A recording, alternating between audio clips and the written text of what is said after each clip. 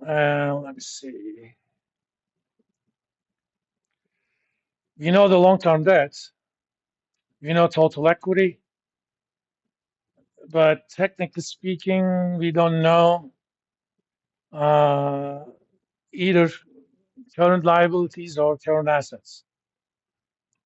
We need to solve for net fixed assets. We can solve for it, which is, let me see.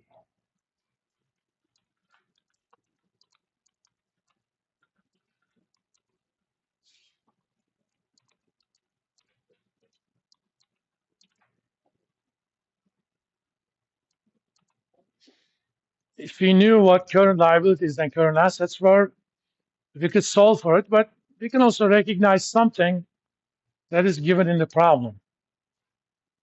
Let me rewrite this.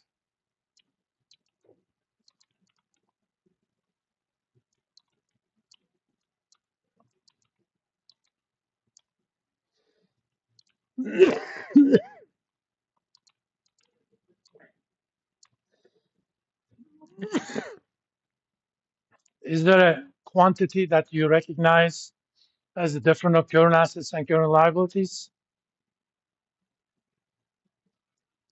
We define that amount. Net working capital is current assets minus current liabilities. Hence,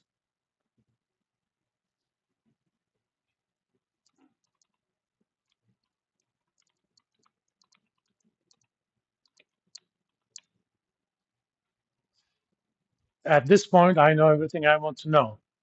Just because it looks like I don't know two things doesn't mean that this problem is not solvable.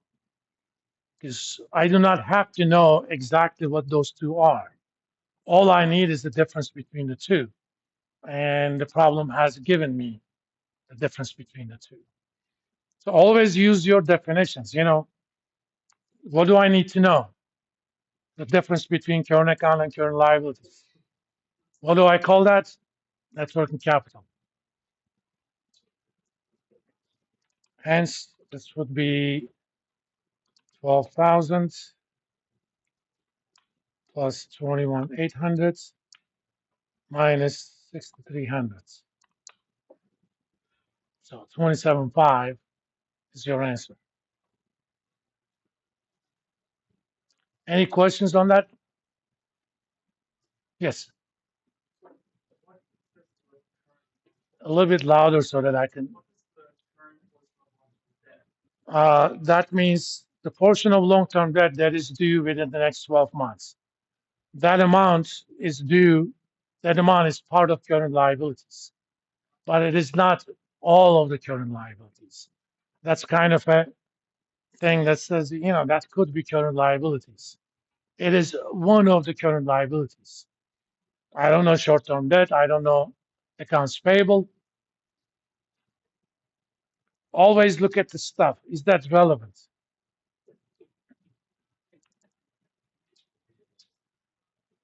Let's do another problem.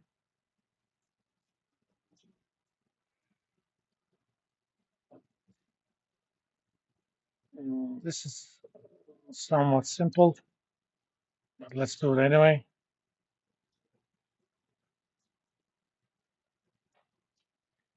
Company has beginning retained earnings, 24.5. Company earned net income of 45, dividends of 1,600.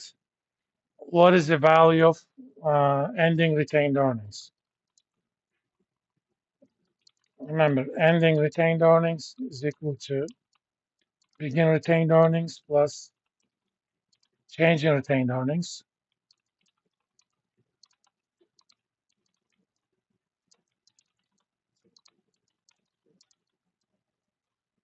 Net income minus dividends.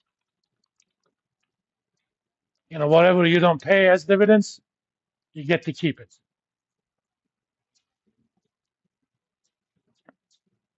Hence, this number is 24.5 plus 4,500 minus 1,600. By the way, change in the retained earnings can be positive, negative, or zero. So if you see change in retained earnings as negative, do not automatically assume that it's wrong. It may be wrong, but it could be for a different reason. Negative by itself doesn't tell you that it's wrong. But if you have zero dividends and positive net income, and you make a calculation that gives you negative change in retained earnings, then you made a mistake. Always pay attention to what things cannot be. During the tests, actually, that's going to help you. I don't know if I mentioned, in numerical problems, you're going to have 5 choices, but you will also get to have 3 attempts. If you don't get it right in the first one, if you can eliminate some of the others because of what they cannot be, in your second attempt, you have higher chances. Of course, you don't get as many points if you get it right on the second, but it's better than zero.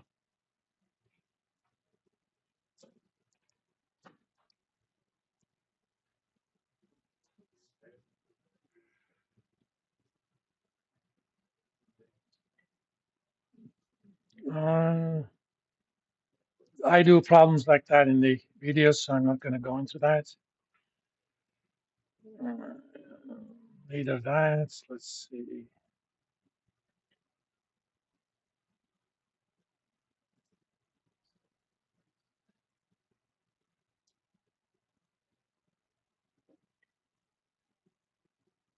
Okay.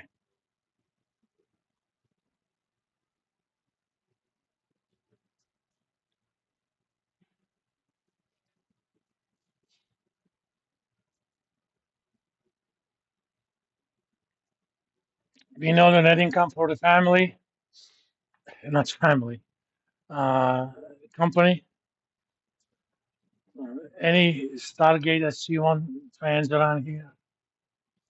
No, you're too young for that. Knox is one of the species in there. We know how much they had in common stock, paid in surplus, and retained earnings. At the end of the year, firm had common stock of 11.5, paid in surplus of that. Firm does not pay dividends. What's the net new equity raised during the year? Okay. Now, net new equity is change in your capital stock,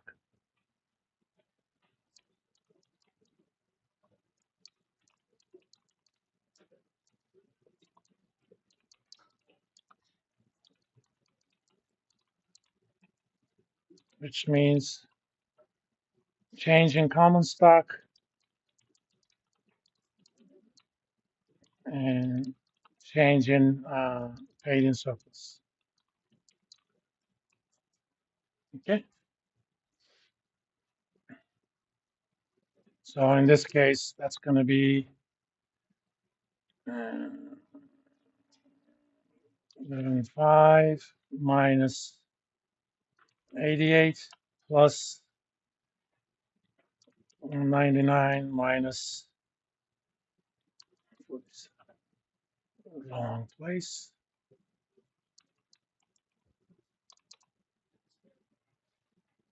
So the company actually, in this case,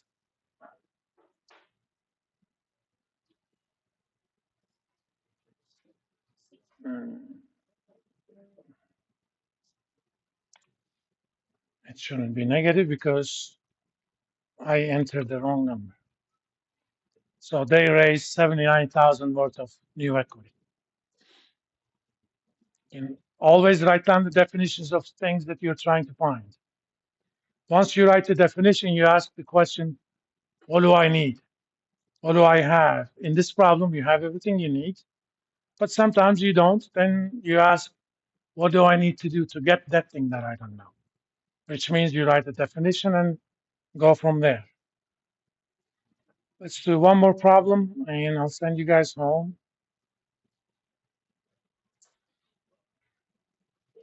We just did that.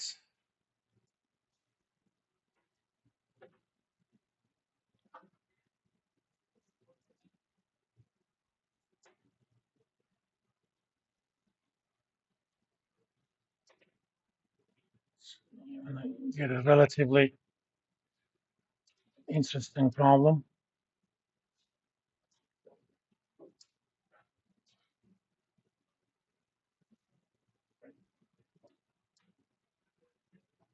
All right, let's stop here. Remember to look at those videos, and also remember to tell me your desired group assignments by 2 p.m. tomorrow. After that, it's going to be finalized. And I'll have the homework assignments later tomorrow evening. You'll have more than enough time to do it.